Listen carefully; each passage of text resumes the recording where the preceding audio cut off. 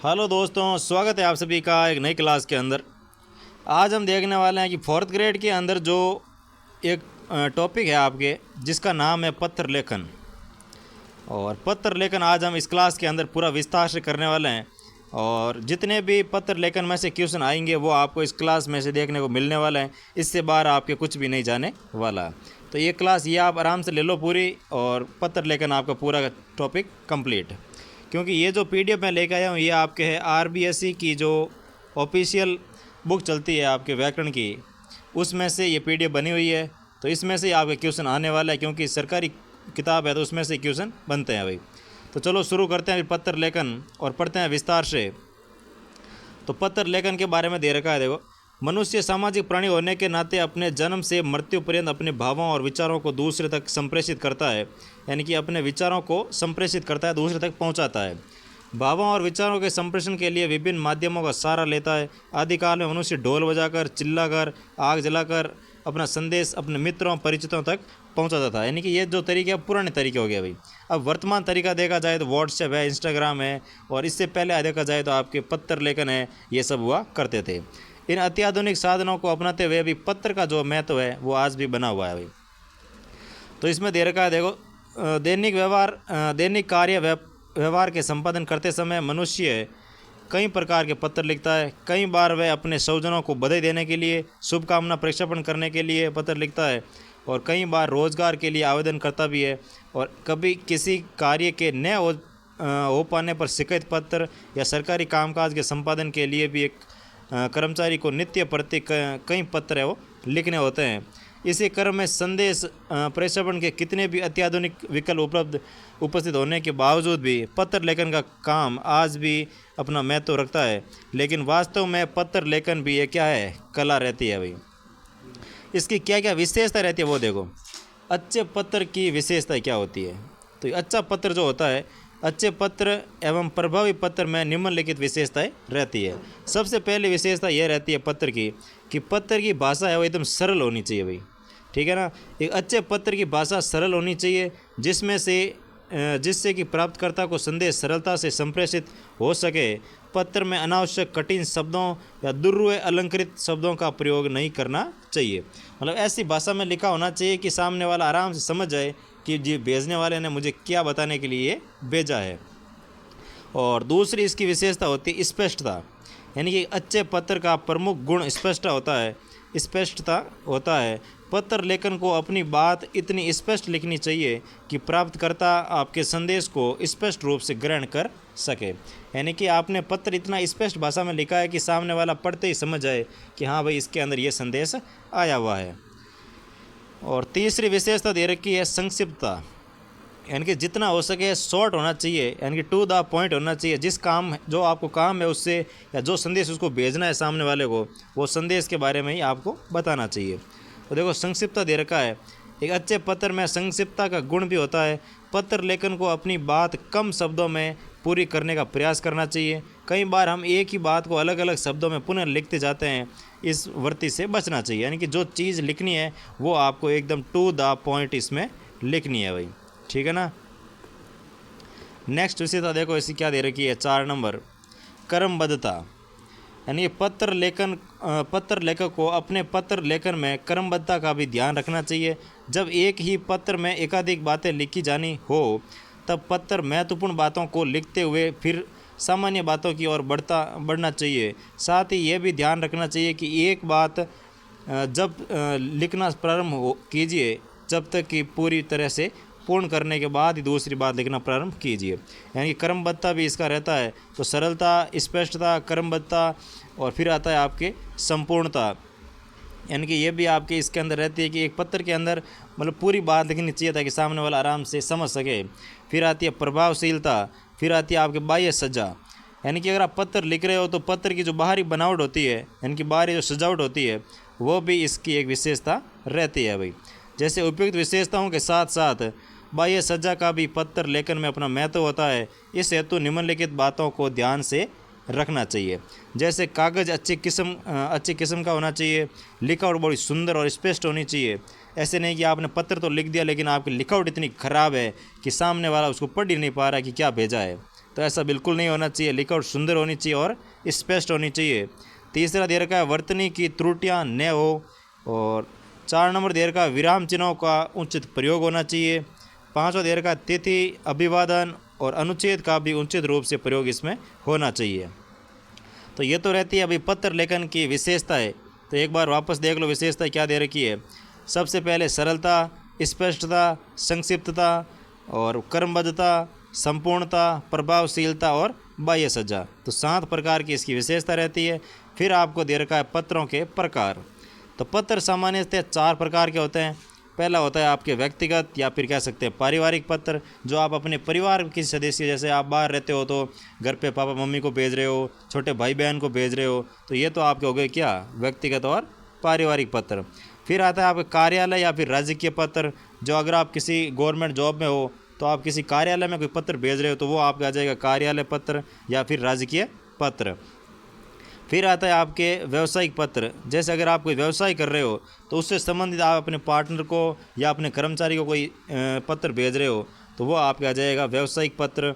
फिर आता है अन्य पत्र, जैसे प्रार्थना पत्र है, आवेदन पत्र है, ये सब रहते हैं। तो इसमें सबसे पहला आपको दे रखा है व्यक्तिगत या फिर पारिवारिक पत्र। किसी व्यक्ति द्वारा अपने परिवारजनों, मित्रों को कोई पत्र लिखा जाता है तो उसे व्यक्तिगत या पारिवारिक पत्र कहते हैं भाई। पिता, माता या मित्र को पत्र, बधाई, निमंत्रण या संवेदना पत्र व्यक्तिगत या फिर पारिवारिक पत्रों की श्रेणी में आते हैं। फिर आपको दे रखा है व्यक्तिगत पत्र का प्रारूप। ये प्रारूप आपको अपने दिमाग के अंदर ऐसे के ऐसे छाप लेना है भाई। तो प्रारूप में सबसे पहले यहाँ ऊपर रहता है आपके प्रेषक का पता और दिनांक, क्योंकि ये रहता है आपकी दाईं साइड और ये रहता है आपका बायां साइड, ठीक है ना। तो व्यक्तिगत पत्र का जो दाईं साइड होता है, यहाँ पे प्रेषक का होता है पता और यहाँ होती है उसकी दिनांक, कि कौन सी दिनांक को लिखा जा रहा है और यहाँ पे उसका अभिवादन किया जाता है। फिर आता है आपके पत्र का प्रारूप। फिर आता है मुख्य विषय या आप संदेश क्या भेजना चाहते हैं उसको वो लिखना होता है। फिर होता है पत्र का अंत लिखना होता है। और फिर आपके नीचे आता है प्रक्षिति का पता, यानी कि आप किसको भेज रहे हो उसका पता आपके पत्र के सबसे नीचे और बाएं साइड में लिखा जाता है। फिर यहाँ पे आपको स्नेह या फिर आदर्श सूचक शब्द लिख करके आपके नीचे हस्ताक्षर करना है कि आप किसको भेज रहे हो, उसको अभिवादन करके अपने नीचे हस्ताक्षर कर देना कि मैं ये पत्र आपको भेज रहा हूँ। तो ये आपको फॉर्मेट ध्यान रखना है भाई, व्यक्तिगत पत्र का प्रारूप। नेक्स्ट आपको दे रखा विशेष बातें। तो व्यक्तिगत पत्रों में पत्रा क्रमांक में ऊपरी दाईं और प्रेषक का पता होता है, पत्र लेखन की तिथि होती है और जिससे प्राप्तकर्ता को प्रारंभ में पता चल जाता है कि उसके किस परिवारजन या मित्र ने उसे पत्र लिखा है और कौन सी तारीख को लिखा है। पत्र प्राप्तकर्ता से स्वयं के संबंध में ध्यान में रखते हुए तदनुसार पत्र लेखन संबोधन या फिर अभिवादन सूचक शब्दों का प्रयोग करता है। जैसे कि अगर कोई बड़े के लिए आप पत्र लिख रहे हो तो उसमें आपको शब्द यूज़ करना है आदरणीय हो गया, पूजनीय हो गया, पूज्य हो गया, श्रद्धेय हो गया, पूजनीय हो गया, पूज्य हो गया, माननीय हो गया, या फिर इन सब शब्दों का आपको प्रयोग करना है अगर सामने वाला आपसे बड़ा है तो। अगर आप जिसको पत्र लिख रहे हैं वो आपसे छोटा हो तो उसके लिए आपको यूज़ करना है प्रिय, चिरंजीवी, अनुज, सुश्री, प्यारी या फिर स्नेहिल, यानी कि ऐसे शब्दों का प्रयोग करना है अगर आपको सामने वाला आपसे छोटा है और छोटे भाई के लिए, छोटे बहन के लिए पत्र लिख रहे हो तो ये वाले आपको कहते हैं ना कि वो शब्दों का यूज़ करना है अभिवादन के लिए। और अगर आप पत्र किसी हम उम्र के लिए लिख रहे हो, अपने दोस्त के लिए लिख रहे हो तो इसमें आपको लिखना है प्रिय मित्र, प्रिय बंधु आदि शब्दों का संबोधन करना है भाई। नेक्स्ट क्वेश्चन देखो, नेक्स्ट टॉपिक देखो। इसमें पत्र का प्रारंभ सामान्य जानकारियों जैसे स्वयं की कुशलता की जानकारी देते हुए तथा प्राप्तकर्ता की कुशलता की कामना करते हुए फिर पत्र के मुख्य विषय पर आना चाहिए। यानी कि पत्र की शुरुआत में आपको ऐसा लिखना है कि मैं कुशल मंगल हूँ और उम्मीद करता हूँ कि आप सब भी कुशल मंगल होंगे, और फिर उसके बाद आपको पत्र का मुख्य विषय में आना होता है। फिर इसमें दे रखा है आपको कि पत्र के अंत में जिन्हें हम पत्र लिख रहे हैं उसके परिवार के बड़े परिवारजनों तथा माता पिता को प्रणाम, छोटों के प्रति प्यार भी प्रक्षेपित करना होता है। अंत में दाहिनी और स्वनिर्देश यथा आपका, तुम्हारा, शुभेच्छु, कृपाकांक्षी आदि शब्द लिख करके अपने हस्ताक्षर करने चाहिए। इसके नीचे कोष्टक में अपना नाम भी लिखा होना चाहिए। तो भाई जो भेज रहा है उसका नाम भी पत्र के दाहिनी और सबसे नीचे यहाँ पे हस्ताक्षर के पास में लिखे होते हैं। अंत में पत्र जहाँ भेजना है वहाँ का पता बाईं ओर लिखा जाता है, यानी पता आपको यहाँ पे लिखना है, उसका नाम, जिसको भेज रहे हैं उसका नाम और उसका एड्रेस आपको नीचे लिखना होता है। तो ये था आपके व्यक्तिगत पत्र। फिर आते हैं कार्यालय पत्र, क्योंकि आपके 4th ग्रेड के अंदर भी कार्यालय पत्र दिए हुए हैं, कार्यालय और अर्धशासकीय पत्र। तो हम कार्यालय पत्रों के बारे में विस्तार से देखने वाले हैं। तो कार्यालय पत्र देखो, इसके बारे में क्या दे रखा है कि वे पत्र जो किसी सरकारी कर्मचारी द्वारा किसी अन्य अधिकारी या कर्मचारी को किसी विशेष राजकीय कार्य को करने या जानकारी देने हेतु लिखे जाते हैं, वे कार्यालय या सरकारी पत्र कहलाते हैं। यानी कि एक कर्मचारी के द्वारा दूसरे कर्मचारी को कार्य के बारे में या किसी विशेष कार्य राजकीय कार्य के बारे में जानकारी देने के लिए लिखे जाते हैं, उन्हें क्या कहते हैं? तो राजकीय या फिर सरकारी पत्र कहा जाता है। जैसे सामान्य सरकारी पत्र, परिपत्र, अधिसूचना, अनुस्मारक, विज्ञप्ति, कार्यालय आदेश, ज्ञापन आदि वो आपके क्या रहते हैं? सामान्य कार्यालय पत्र रहते हैं भाई। तो इसमें आपको कोई दूसरा दे देगा और बोलेगा कि इसमें से कार्यालय पत्र कौन सा नहीं है, तो इसमें ये ध्यान रखना है आपको। ये तो सामान्य सरकारी पत्र, परिपत्र, अधिसूचना, अनुस्मारक, विज्ञप्ति और कार्यालय आदेश और ज्ञापन, ये सब क्या रहते हैं आपके? ये सब के सब है वो कार्यालय पत्र रहते हैं भाई। तो सबसे पहले शुरू करते हैं सामान्य कार्यालय पत्र। तो देखो क्या दे रखा है सामान्य कार्यालय पत्र में। तो भाई सामान्य कार्यालय पत्र के अंदर सबसे पहले बीच में होती है आपके कार्यालय का नाम और उसका हेडिंग, यानी कि बीचों बीच में ध्यान रखना आपके क्या रहता है? कार्यालय का नाम रहता है। फिर इसके दाएं साइड रहता है आपके दिनांक, तो ये भी आपको ध्यान रखना है। दाएं साइड क्या रहती है भाई? दिनांक लिखी जाती है। और बाएं साइड लिखा जाता है इस पत्र का क्रमांक। तो दाएं साइड होगी दिनांक, बाएं साइड होगी पत्र का क्रमांक और कार्यालय का नाम आ गया बीच में। इसके बाद आपको लिखना है जिसको आप भेज रहे हो, शासन सचिव, वित्त विभाग, राजस्थान सरकार, जयपुर। अब विषय लिखना है इसमें कार्यालय के अंदर। तो एक ध्यान रखना, व्यक्तिगत पत्र के अंदर कोई भी विषय नहीं लिखा जाता है, ठीक है ना? क्योंकि व्यक्तिगत पत्र के अंदर विषय कभी भी नहीं लिखते। क्योंकि विषय में भाई क्या लिखोगे आप? अगर परिवार वालों लिख रहे हो तो क्या विषय लिखोगे आप कि मैं किस लिए पत्र लिख रहा हूँ, क्या विषय होगी आपकी? तो उसमें कोई ऐसा विषय नहीं होता। विषय हमेशा कार्यालय पत्रों के अंदर ही लिखा जाता है। तो इसमें विषय आता है, जैसे देखो, स्वच्छता अभियान हेतु बजट की स्वीकृति के लिए। तो क्या विषय रह गया इसमें कि स्वच्छता अभियान चल रहा है, तो उसके तहत हमें कुछ पैसों की आवश्यकता है, तो बजट पारित करो। तो इसके लिए लिखना होता है पत्र। तो ये फॉर्मेट आपको ध्यान रखना है सरकारी कार्यालय पत्र का। फिर इसमें आपको दे रखा है, महोदय हम उपयुक्त विषय की ओर आपका ध्यान दिलाना चाहते हैं कि इस विषय की ओर। और उदयपुर जिलों का शहर है और अरावली की सुर में पहाड़ियों के बीच बसा होने के कारण पर्यटन की दृष्टि से विश्व में अपनी विशेष पहचान रखता है। वर्ष भर लाखों देशी विदेशी पर्यटक यहाँ पर्यटक हेतु आते हैं और विगत वर्षों में जिलों की स्वच्छता हेतु विशेष ध्यान न दिए जाने के कारण इस हम अभियान चलाकर इसकी सफाई करने की आवश्यकता है, इससे कि शहर के पर्यटन और छवि पर विपरीत प्रभाव न पड़े। अब आगामी स्वतंत्रता दिवस को माननीय मंत्री महोदय झील स्वच्छता अभियान का शुभारंभ किया जाएगा। अतः आपसे निवेदन है कि इस संबंध में आवश्यक बजट है वो यथाशीघ्र जारी करने का कष्ट करावे, जिससे कि हम अभियान सुचारू रूप से जारी रख सके। यानी कि आपको बजट पारित करने के लिए ये विषय हो गया, इसके अंदर आपके ये बीच में हो गया आपके क्या संदेश जो भेजना चाहते हो आप। और फिर आपके नीचे आ गया भवदीय, कौन भेज रहा है? तो भवदीय जिला कलेक्टर उदयपुर। जिला कलेक्टर उदयपुर जो है वो वित्त विभाग को ये पत्र भेज रहे हैं कि आप बजट पारित कीजिए। तो ये रहता है आपके कार्यालय। और फिर आता है कार्यालय आदेश। तो कार्यालय आदेश में क्या रहता है? किसी कार्यालय के कर्मचारी को नियुक्ति, स्थानांतरण, पदोन्नति, दंड या अवकाश स्वीकृति आदि की सूचना के निमित्त जारी किया गया पत्र कार्यालय आदेश कहलाता है। यानी कि अगर आप किसी अपने से बड़े विभाग को भेज रहे हो तो वहाँ तो आपके कार्यालय पत्र जाता है। और फिर अगर आप नीचे वाले किसी कर्मचारी को भेज रहे हो, जैसे यहाँ पे आपने भेजा था, तो यहाँ पे आपने कहा था कि सामान्य कार्यालय पत्र, जो कि वित्त विभाग को कौन भेज रहा था? जिला कलेक्टर भेज रहे थे, ठीक है ना? और यहाँ पे कार्यालय आदेश का मतलब है कि आप किसी आपसे नीचे काम करने वाले कर्मचारी के नियुक्ति है, पदोन्नति है, उसका स्थानांतरण के लिए पत्र लिख रहे हो, तो वो आपका होता है कार्यालय आदेश, जो आप जारी करते हो निम्न पद पर कोई कार्य करने वाले कर्मचारी के लिए। तो इसमें भी सबसे पहले विभाग का नाम होता है माध्यमिक शिक्षा विभाग, राजस्थान सरकार, अजमेर। फिर यहाँ पे क्रमांक लिखा जाता है बाईं साइड में, दाएं साइड में लिखा जाता है दिनांक, ठीक है ना? फिर यहाँ पे जो आपका आदेश है वो लिखा जाता है कार्यालय आदेश। तो क्या आदेश रहता है? देखो, अधोलिखित व्यक्तियों को लिपिक पद पर नियुक्त किया जाता है। ये कार्यालय का आदेश है कि जो नीचे नाम दे रखे हैं उनको लिपिक पद पर नियुक्त किया जाता है। तो ये आपके नियुक्ति का आदेश रहता है। एक तो आता है सुरेश चंद्र शर्मा सुपुत्र श्री रमाशंकर को, और ओम प्रकाश बोरा सुपुत्र श्री राधा कृष्ण को लिपिक पद पर है वो नियुक्त किया जाता है। तो इस प्रकार आपके रहता है कार्यालय आदेश का फॉर्मेट। यहाँ पत्र क्रमांक, यहाँ आपके दिनांक, और बीच में कार्यालय आदेश लिख करके जो बात आपको आदेश में लिखनी है वो यहाँ पे नीचे लिखी जाती है। नेक्स्ट क्वेश्चन देखो भाई। और यहाँ पे हस्ताक्षर भी होते हैं, जो सचिव नियुक्ति कर रहा है उसके हस्ताक्षर भी दाएं साइड में लिखने होते हैं। फिर आपके रहती है भाई निविदा।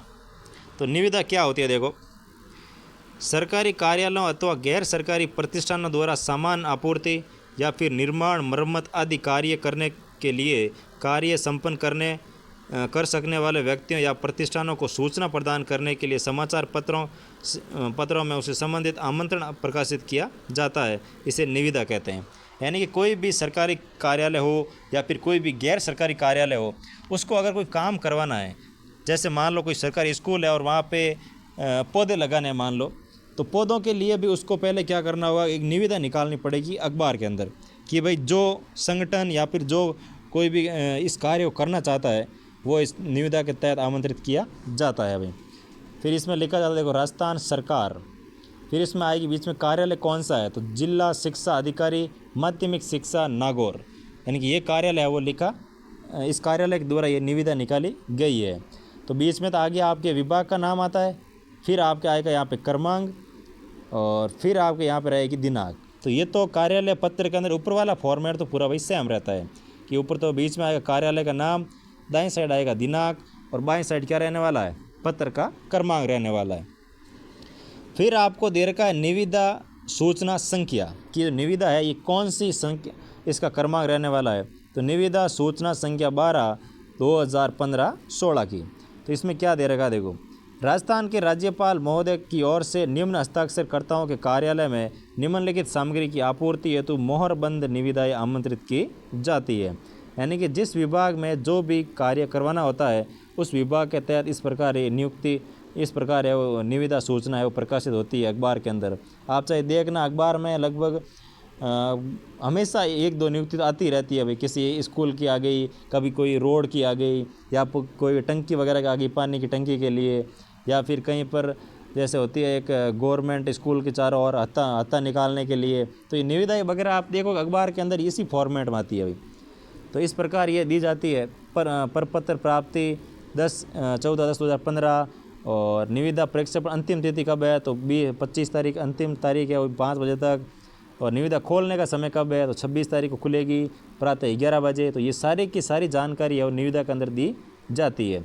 आपूर्ति की जाने वाली सामग्री का विवरण देखो, तो कौन सी सामग्री है वो वहाँ पे स्कूल में चाहिए। तो देखो इस प्रकार है कि सामग्री विवरण है, तो कंप्यूटर चाहिए, तो इसमें राशि वगैरह है, धरोहर राशि, और निविदा का शुल्क कितना है, तो 100 रुपये निविदा शुल्क रखा गया है। अगर आप निविदा के तहत फॉर्म भर रहे हो तो आपको वहाँ पे निविदा शुल्क है वो 100 रुपये जमा करवाना पड़ेगा भाई। फिर आता है कि आपूर्ति कब तक हो जानी चाहिए, तो 1 माह के अंदर इसकी आपूर्ति हो जानी चाहिए।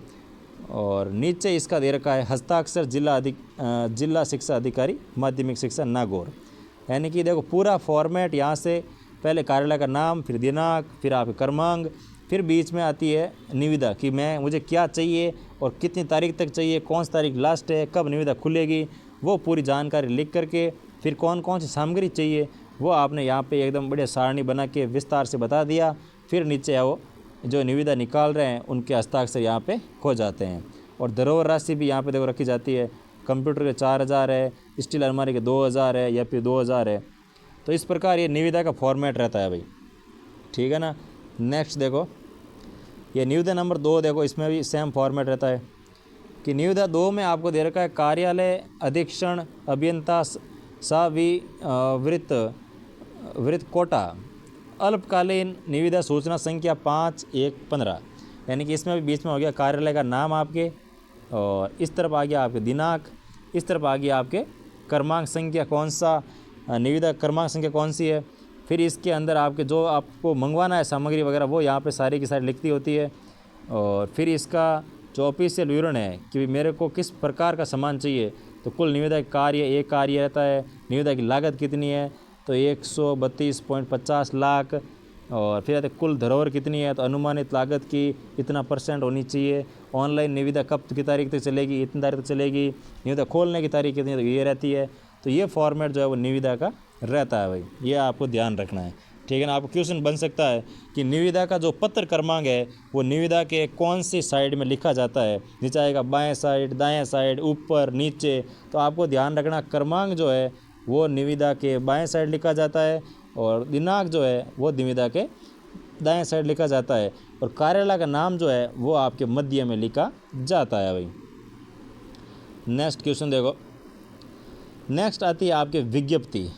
विज्ञप्ति का क्या मतलब होता है, देखो पहले कि विज्ञप्ति के माध्यम से कोई राजकीय या गैर राजकीय संस्था अपने निर्देश, योजना, निर्णय आदि को समाचार पत्रों के माध्यम से संबंधित व्यक्तियों एवं आम आदमी तक पहुंचाने के लिए विज्ञप्ति जारी करती है।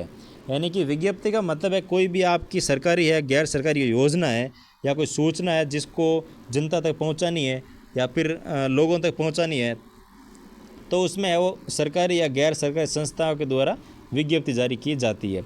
जैसे होता है ना कि भाई आरपीसी के द्वारा ये विज्ञप्ति जारी की गई है, एसएससी के द्वारा ये विज्ञप्ति जारी की गई है। यानी कि वो क्यों जारी करते हैं ये विज्ञप्ति कि भाई हमें 6000 शिक्षकों की आवश्यकता है, तो बोला कि हमें 6000 शिक्षक की आवश्यकता है, जो इच्छुक है वो इस तहत फार्म भर दीजिए और हम एग्ज़ाम करवाएंगे और ये प्रोसेस हमारा रहता है। जैसे अभी उनको 4th ग्रेड की आवश्यकता थी तो उन्होंने बोल दिया कि भाई हमें 60,000 4th ग्रेड की आवश्यकता है और हम इसके फॉर्म है वो चालू कर रहे हैं, आपको फॉर्म भरना है, फिर हम एग्ज़ाम करवाएंगे, जो एग्ज़ाम में पास होंगे उसका हम ये करो डॉक्यूमेंट वेरिफिकेशन होगा, फिर उनको हम ले लेंगे। तो ये क्या हो गई, विज्ञप्ति हो गई एक प्रकार से। तो इस प्रकार की विज्ञप्ति है वो कार्यालयों के द्वारा जारी की जाती है भाई। तो इसमें देखो बीच में इसमें भी यही होता है कि बीच में आएगा आपके कार्यालय का नाम, माध्यमिक शिक्षा बोर्ड राजस्थान अजमेर, फिर इस तरफ आता है पत्र क्रमांक और इस तरफ आती है आपकी दिनांक और बीच में आता है विज्ञप्ति संख्या 6/2015 पाठ्य पुस्तक विक्रेता का पंजीयन करेंगे। तो इसमें विज्ञप्ति में क्या दे रखा, देखो बोर्ड की पाठ्य पुस्तकें केवल उन्हीं पुस्तक विक्रेताओं को क्रय हेतु उपलब्ध करवाई जाएगी जिनका पंजीकरण बोर्ड कार्यालय में होगा। ये इसमें विशेष बात थी, वो इसने लिख दी कि जो पुस्तकें विक्रेताओं को विक्रय हेतु उपलब्ध करवाई जाएगी जिनका पंजीकरण बोर्ड कार्यालय में होगा। अतः आगामी सत्र हेतु जो पुस्तक विक्रेता पुस्तक विक्रय कार्य करना चाहते हैं और जिन्होंने अभी तक अपना पंजीकरण बोर्ड कार्यालय में नहीं करवाया है, दिनांक 20/2/2015 तक अपना पंजीकरण करवा ले। अंतिम तिथि के पश्चात प्राप्त आवेदनों पर विचार नहीं किया जाएगा। विस्तृत विवरण माध्यमिक शिक्षा बोर्ड की वेबसाइट पर उपलब्ध है। और नीचे होता है सचिव का सिग्नेचर और यहाँ पे सील लगी होती है। तो ये रहता है भाई आपके विज्ञप्ति का फॉर्मेट। तो एक बार देख लो इसको विस्तार से। इस तरफ होती है आपके दिनांक, दाएं साइड दिनांक हो गई, बाएं साइड आपके पत्र क्रमांक हो गया, बीच में हो गया कार्यालय का नाम और बीच में आपके आती है विज्ञप्ति की संख्या, ठीक है ना। और लास्ट में आता है सचिव का नाम, सचिव का नाम या फिर उसके सिग्नेचर हस्ताक्षर वगैरह। नेक्स्ट देखो भाई विज्ञप्ति दे रखी है आपको एक और, अखिल भारतीय आयुर्विज्ञान संस्थान जोधपुर भारत सरकार द्वारा गठित स्वायत्त निकाय बासनी जोधपुर 34-20-05 राजस्थान। यानी कि पूरा का पूरा कार्यालय का विस्तृत है वो इसके अंदर जानकारी दी गई है कि कौन सा कार्यालय है, तो ये इसके बारे में बता रखा है। फिर आती है विज्ञप्ति नंबर 1, फिर यहाँ आता है आपका क्रमांक संख्या, फिर यहाँ आती है आपके दिनांक, फिर इसमें आपको क्या चाहिए वो आपको इस बीच में लिखा होता है। देखो अखिल भारतीय आयुर्विज्ञान संस्थान जोधपुर निम्न पदों के लिए सीधी भर्ती के आधार पर ऑनलाइन आवेदन आमंत्रित करती है। यानी कि जो लोग इसके तहत इच्छुक है या फिर जो योग्य है वो इसके तहत भर्ती में फॉर्म भर सकते हैं और अपना भर्ती हो सकते हैं। जैसे कर्म संख्या 1, पद नाम सहायक नर्सिंग अधीक्षक, पद की संख्या कितनी है, तो 15 लोगों को लेना है। फिर दे रखा है दूसरी बात स्टाफ नर्स ग्रेड फर्स्ट, तो इसमें पद संख्या कितनी है, तो 50 को लेना है। फिर दे रखा है थर्ड में स्टाफ नर्स ग्रेड सेकंड, इसमें आपको लेना है कितने, 550 लोगों को लेना है। तो ये इस प्रकार है वो विज्ञप्ति जारी होती है भाई कि हमें इतने कर्मचारियों की आवश्यकता है, तो जो इच्छुक है वो इस वेबसाइट पर जाकर के फॉर्म भर सकते हैं। और लास्ट में आपके क्या रहने वाला है, प्रशासनिक अधिकारी के सिग्नेचर रहने वाले हैं भाई, ठीक है ना। फिर देखो एक और उदाहरण देखो इसका विज्ञप्ति का, एक और विज्ञप्ति दे रखी है जिसमें आपको पंजाब नेशनल बैंक क्षेत्रीय कार्यालय JLN मार्ग जयपुर इसके द्वारा विज्ञप्ति जारी की गई। इसमें आपके यहाँ पे दे रखा है पत्र क्रमांक और दिनांक भी लिखी है बीच में, मतलब दिनांक भी इसी साइड लिखी हुई है। फिर दे रखी है बीच में विज्ञप्ति संख्या बैंक शाखा का स्थानांतरण के लिए। फिर इसमें क्या दे रखा है, सर्वसाधारण को सूचित किया जाता है कि पंजाब नेशनल बैंक का विस्तार पटल आगरा रोड जयपुर किन्हीं अपरिहार्य कारणों से दिनांक 25/10/2015 से स्थायी रूप से कार्य बंद कर देगा। यानी कि ये ग्राहकों के बारे में है कि भाई आप यहाँ पे इस शाखा पर ना आए, हमारा है वो स्थानांतरण यहाँ से हो गया। तो ये बात लोगों को बताने के लिए इस कार्यालय के द्वारा क्या जारी की गई, तो विज्ञप्ति जारी की गई। और लास्ट में आपके क्षेत्रीय प्रबंधक के हस्ताक्षर भी यहाँ पे हो जाएंगे। फिर आता है विज्ञप्ति के बाद आपके परिपत्र। तो परिपत्र का मतलब क्या है, देखो परिपत्र यानी कि जब कोई एक पत्र एक साथ अनेक व्यक्तियों या विभागों या शाखाओं को भेजा जाता है तब उस पत्र को परिपत्र कहते हैं। इस प्रकार पत्र केंद्रीय कार्यालय द्वारा अपने अधीनस्थ कार्यालयों को या एक कार्यालय द्वारा अपनी विविध शाखाओं के अधिकारियों को लिखा जाता है। यानी कि एक जो कार्यालय है इससे जिसकी उसकी शाखा है वहाँ पर अगर उसको सभी के साथ भेजना है पत्र तो वो परिपत्र के द्वारा उसको लिखेगा। तो इसमें देखो क्या फॉर्मेट रहता है परिपत्र का। तो सबसे पहले आता है विभाग का नाम, यानी कि राजस्थान सरकार वित्त विभाग आय व्यय अनुभाग। तो इस तरफ आता है आपके पत्र क्रमांक, फिर आता है यहाँ पे दिनांक, फिर यहाँ आता है आपके परिपत्र। तो परिपत्र में देखो इस तरह लिखा जाता है प्रेषित समस्त शासन सचिव राजस्थान, समस्त संभागीय आयुक्त राजस्थान, समस्त जिला कलेक्टर राजस्थान। यानी कि किस किस को आप प्रेषित कर रहे हो उनके यहाँ पे नाम लिख दिए गए हैं। विषय क्या रहता है, देखो कि राजकीय व्यय में मितव्ययिता अपनाने हेतु, राजकीय व्यय में मितव्ययिता अपनाने हेतु, यानी कि इसमें बोला है कि थोड़ा खर्चा कम करो, उसके लिए आपको ये परिपत्र लिखा जा रहा है। फिर आपको दे रखा है इस क्या भेजा था इसको कि महोदय राज्य में बाढ़ के कारण हुई भीषण तबाही को देखते हुए शासन द्वारा राजकीय व्यय में मितव्ययिता अपनाने के उद्देश्य से यह परिपत्र जारी किया जा रहा है। निम्नलिखित निर्णय तुरंत प्रभाव से अग्रिम आदेश तक प्रभावी रहेंगे। कौन कौन सा आदेश है, तो हवाई यात्रा पर प्रतिबंध रहेगा, राजकीय भोज आयोजन पर प्रतिबंध रहेगा, विभागों के नवीन पद है वो सर्जन पर प्रतिबंध रहेगा। यानी कि ये जो कार्य आप कर रहे थे इस पर थोड़ा खर्चा कम करना है और अभी कुछ समय के लिए जो कि भीषण बाढ़ के कारण कुछ व्यय ज़्यादा हो गया था इसलिए इस कार्य को कुछ समय के लिए वो बंद किया जाता है। और नीचे आपके आज्ञा से हस्ताक्षर नाम वित्त विभाग और वित्त सचिव, इनके नीचे आपके हस्ताक्षर हो जाएंगे और ये इन विभागों को एक साथ में, तीनों विभागों को एक साथ में परिपत्र भेज दिया गया है। तो इस प्रकार ये फॉर्मेट रहता है आपके परिपत्र का। और इसके बाद आता है अनुस्मारक या फिर स्मरण पत्र। तो स्मरण पत्र क्या है, देखो पूर्व में किसी अधिकारी को लिखे गए पत्र के संदर्भ में अपेक्षित कार्रवाई न होने की स्थिति में स्मरण पत्र या फिर अनुस्मारक पत्र लिखा जाता है। यानी कि आपने कोई कार्यालय को पत्र लिखा है और उस पर आपके अनुसार या फिर मान लो जो आपने सोचा उस अकॉर्डिंग कार्रवाई नहीं हुई है तो उसको उस पत्र की वापस याद दिलाने के लिए या उस कार्यवाही को वापस जांच करने के लिए आप उनको अनुस्मारक या फिर स्मरण पत्र लिख सकते हैं। तो इसका क्या फॉर्मेट रहता है वो देखो। सबसे पहले लिखा है जिला शिक्षा अधिकारी माध्यमिक भीलवाड़ा स्मरण पत्र, यानी कि आपको कोई पत्र भेजा था पहले उसकी याद दिलाने के लिए यहाँ पे बिल्कुल मेंशन करना होता है कि स्मरण पत्र है ये, ठीक है ना। फिर यहाँ पे लिखा जाता है जो आपने पहले पत्र लिखा उसका क्रमांक संख्या, कि ये वाला पत्र जो मैंने लिखा है और ये उसका क्रमांक संख्या है। फिर आते हैं यहाँ पे दिनांक कि कौन सी दिनांक है आपके रहने वाली। फिर है प्रेषक जिला शिक्षा अधिकारी माध्यमिक भीलवाड़ा और लिखा जाता है। तो ये रहता है आपके इसका यानी कि अनुस्मारक या फिर स्मरण पत्र का फॉर्मेट। दिनांक हो गया, क्रमांक हो गया और जिस विभाग को भेज रहे हैं उसका नाम हो गया, ठीक है ना। फिर आता है आपकी परिस्थिति। परिस्थिति में क्या लिखा जाता है देखो कि प्रधानाचार्य नोडल अधिकारी राजकीय उच्च माध्यमिक विद्यालय भीलवाड़ा। विषय क्या रहती है कि पाठ्य पुस्तकों हेतु मांग पत्र लिखा जा रहा है। संदर्भ इस कार्यालय का पत्र क्रमांक 20 मई 2015। महोदय उपयुक्त विषय व संदर्भ में लेख है कि आपके नोडल केंद्र से पाठ्य पुस्तक हेतु मांग पत्र अभी तक प्राप्त नहीं हुए हैं। यानी कि आपसे जो मांग पत्र है पाठ्य पुस्तकों के लिए वो अभी तक प्राप्त नहीं हुए हैं और उक्त मांग पत्र अति शीघ्र इस कार्यालय को प्रक्षेपित कराए, अन्यथा विलंब हेतु समस्त जिम्मेदारी आपके कार्यालय की होगी। और भेजा किसने है? भवदीय जिला शिक्षा अधिकारी माध्यमिक भीलवाड़ा, इसके द्वारा ये भेजा गया है। तो इस प्रकार उनको याद दिलाने के लिए पत्र लिखा जाता है, तो इसका ये फॉर्मेट रहता है भाई।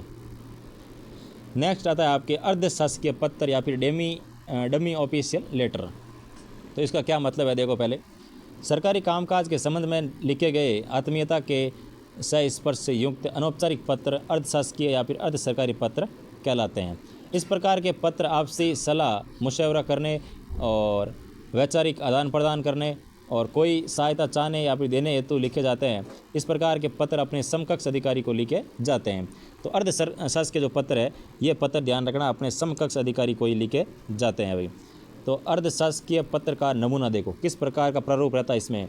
तो सबसे पहले लिखा जाता है भारत सरकार, फिर आता है इसका अनुक्रमांक, फिर आती है इस तरफ आपके मंत्रालय का जो भी आपका विभाग है उसका नाम प्लस दिनांक। तो दाईं साइड आती है विभाग और उसका दिनांक, दाईं साइड रहती है उसका पत्र क्रमांक और उस पद पर जो व्यक्ति है विराजमान उसका नाम। तो इसमें लिखा अवनीश कुमार सचिव। तो सचिव जी के द्वारा लिखा जाता है कि प्रिय राजेश कुमार आपका पत्र क्रमांक इतना इतना इतना, दिनांक इतनी तारीख को प्राप्त हुआ है। आपने राजस्थान में चल रहे सतत साक्षरता अभियान की सफलताओं पर विस्तार से प्रकाश डाला। मैं चाहता हूं कि इसी प्रकार सतत साक्षरता योजना देश के अन्य प्रदेशों में भी इसी सफलता के साथ चले। आप इस हेतु यदि मंत्रालय को कुछ सुझाव भेज सके तो उसके आधार पर एक व्यापक योजना बनाई जा सकती है। आपका सहयोग अपेक्षित है। सादर शुभकामनाएं, राजेश कुमार, शासन सचिव, शिक्षा विभाग, राजस्थान सरकार और शासन सचिवालय जयपुर। और सामने लिखा है आपका सद्भावी अवनीश कुमार, यानी कि जिसने भेजा है उसने पहले अपना नाम ऊपर लिखा है, क्रमांक संख्या ऊपर लिखी है, भारत सरकार लिखा है, यहाँ पर उसके मंत्रालय का नाम और दिनांक लिखी है। फिर उसको जिस चीज़ के बारे में उसको लिखना है वो इसमें बीच में लिख दिया।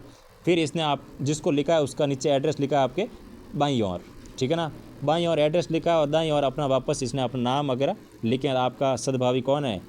अवनीश कुमार है। तो ये इस प्रकार अर्धशासकीय पत्र जो है वो अपने समकक्ष अधिकारियों को किसी कार्य की जानकारी लेने के लिए, उनसे हेल्प लेने के लिए या फिर किसी कार्य के बारे में कुछ बताने के लिए लिखा जाता है भाई। नेक्स्ट देखो, ज्ञापन दे रखा है। तो ज्ञापन क्या होता है इसमें देखो, सरकारी पत्राचार में जब अपने समकक्ष या अधीनस्थ कर्मचारी को सामान्य संदेश प्रक्षेपण करने के लिए लिखा गया पत्र ज्ञापन कहलाता है। यानी अपने समकक्ष हो या फिर अपने अधीनस्थ कर्मचारी को सामान्य संदेश को अगर भेजना हो तो उसके लिए उनको ज्ञापन लिखा जाता है। इस ज्ञापन की कुछ महत्वपूर्ण बातें ध्यान रखनी है आपको। इसमें आता है कि अन्य पुरुष में लिखा जाता है, पहली बात तो, यानी कि ज्ञापन जो है किस में लिखा जाता है?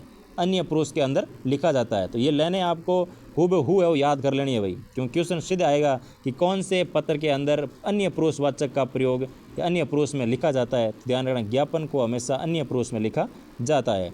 इसमें अभिवादन नहीं होता है, ये भी ध्यान रखना, और एक ही अनुच्छेद होता है इसके अंदर, और अंत में प्रशंसा वाक्य भी नहीं लिखा जाता इसके अंदर। और प्रक्षेपित जिसे भेजा जाता है या भेजा जा रहा है उसका नाम या पता अंत में बाईं ओर लिखते हैं। यानी कि जिसको आप ये ज्ञापन भेज रहे हो उसका पता और उसका नाम पत्र के या ज्ञापन के बाईं ओर, यानी कि बाईं ओर इस तरफ लिखा जाता है भाई, ठीक है ना। बाईं ओर उसका नाम वगैरह पता वगैरह लिख करके उसको ज्ञापन भेज दिया जाता है। तो ये ध्यान रखना, एक अन्य पुरुष में लिखा जाता है, अभिवादन नहीं होता है, और एक ही अनुच्छेद में होता है, अंत में प्रशंसा वाक्य भी नहीं होता है, और प्रक्षेपित का नाम और उसका पता अंत में बाईं ओर लिखा जाता है भाई। नेक्स्ट क्वेश्चन देखो, नेक्स्ट टॉपिक देखो, राजस्थान सरकार चिकित्सा विभाग शासन सचिवालय। तो इसने लिखा जयपुर 15 अक्टूबर 2014 को, और ये इसका आ गया क्रमांक, यानी कि ये आपको दे रखा है परिपत्र भाई, ठीक है ना। इसमें विषय क्या दे रखा है देखो, पल्स पोलियो अभियान के तहत ये परिपत्र आपको लिखा गया है। तो इसमें क्या क्या दे रखा है देखो, पहले विषय हो गया, बीच में आ गया विषय, परिपत्र विषय हो गया, और फिर दे रखा है आपको 8 दिसंबर को हम प्रदेश में पल्स पोलियो अभियान प्रारंभ करने जा रहे हैं। इस अभियान के तहत 0 से 5 वर्ष के बच्चों के पोलियो की दवा पिलाई जानी है। इस बड़े अभियान में प्रत्येक अधिकारी और कर्मचारी के सहयोग की अपेक्षा है। हमें प्रदेश के प्रत्येक गांव, शहर के हर एक गली मोहल्ले तक पहुंचना है और यह प्रयास करना है कि एक भी बच्चा वो दवा से वंचित ना रहे। हम हर चिकित्सालय में अपने क्षेत्र में इस संबंध में योजना बनाए, और इस बार हमारा ये प्रयास रहे कि एक भी बच्चा है वो दवाई से वंचित ना रहे। यानी कि पल्स पोलियो अभियान के तहत ये परिपत्र लिखा गया है राजस्थान सरकार चिकित्सा विभाग शासन सचिवालय के द्वारा। और इसके तहत नीचे आता है आपके शासन सचिव के हस्ताक्षर हो जाएंगे। फिर नीचे आता है प्रतिलिपि सूचनार्थ एवं आवश्यक कार्यवाही। तो ये प्रतिलिपि किस किस को भेजी जा रही है, तो निर्देशक चिकित्सा विभाग, सभी मुख्य चिकित्सा अधिकारी और सभी चिकित्सा अधिकारियों को ये पत्र आगे भेजना है। तो इसके साथ में नाम भी आपके आ गया, यानी कि परिपत्र का मतलब यही है कि भाई उस पत्र को आगे कितने विभागों तक भेजना है, तो इसमें आपके परिपत्र लिखा जाता है। फिर आती है आपकी अधिसूचना यानी कि नोटिफिकेशन। तो अधिसूचना क्या होती है, देखो, जब किसी राजपत्रित अधिकारी की नियुक्ति, पदोन्नति, त्यागपत्र या फिर विविध सरकारी नियमों आदेशों को संबंधित व्यक्तियों या फिर सर्वसाधारण के लिए राजपत्र में प्रकाशित किया जाता है, तब उसे अधिसूचना कहा जाता है।